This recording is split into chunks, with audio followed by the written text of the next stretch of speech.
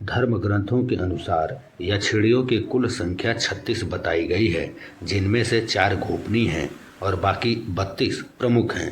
इन 32 यक्षिणियों में से भी 8 यक्षिणियाँ प्रमुख हैं, जिन्हें अष्ट यक्षिणी कहा जाता है। पुराणों में वर्णन मिलता है कि भगवान शिव की दासियों को ही यक्षिणी कहा जाता है।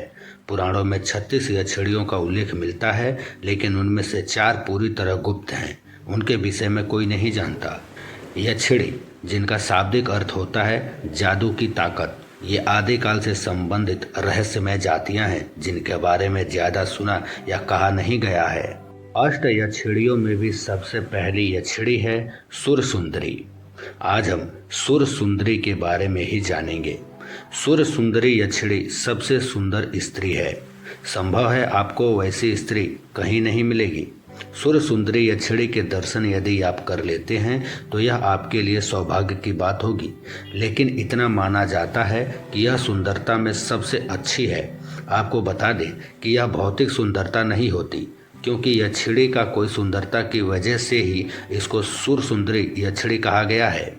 भौतिक शरीर नहीं होता है, इनका शरीर अपंचीकृत होता है। सुर सुंदरी यक्षिणी की साधना आप माता, बहन या प्रेमिका के रूप में कर सकते हैं, लेकिन कहा जाता है कि आप इसको एक प्रेमिका के जैसे उपयोग कर सकते हैं। यह आपको एक रियल स्त्री के अनुभव दिला सकती है, लेकिन इस प्रयोग के अंदर भोग का कोई स्थान नहीं होता।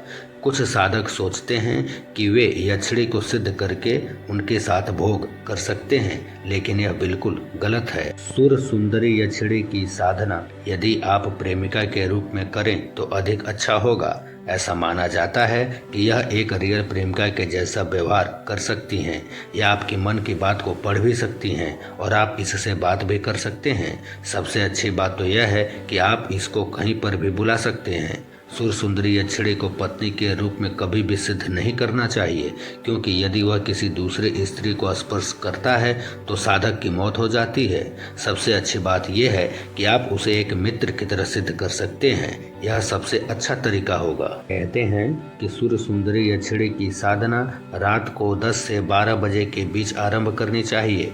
माला स्फटिक की होनी चाहिए। यह पूरी तरह से सिद्ध होनी चाहिए। आपको स्नान करके गुलाबी और लाल वस्त्र पहनने होंगे और गुलाब का इत्र लगाएं और लाल रंग के आसन पर बैठना होगा। अपने सामने एक चौकी लगाएं और लाल और गुलाबी कपड़ा बिछाएं। भोग में दूध से बनी मिठाई और ड्राई फ्रूट रखें, शराब रखें, सुगंधित धूप जलाएं और चारों तरफ इत्र छिड़कें। फिर एक माला गणेश जी के मंत्र की करें। उसका मंत्र है ओम गंग गणपते नमः। उसके बाद एक माला भैरव जी के मंत्र की करें। उसके बाद एक माला अपने गुरु के मंत्र की करें।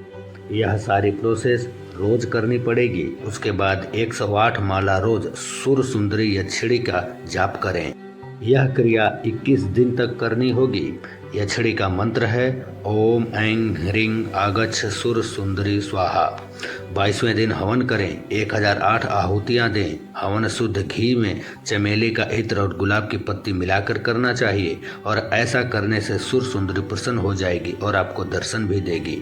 जब कोई सुर सुंदरी की साधना को विधि पूर्वक संपन्न करता है तो वह साधक को दर्शन भी देती है, और ऐसी स्थिति के अंदर सुर सुंदरी को प्रणाम करना चाहिए। जब सुर सुंदरी यक्षिणी आपको दर्शन दे तो आप उसके सामने मित्रता का प्रस्ताव रखें। वह सहज स्वीकार कर लेगी।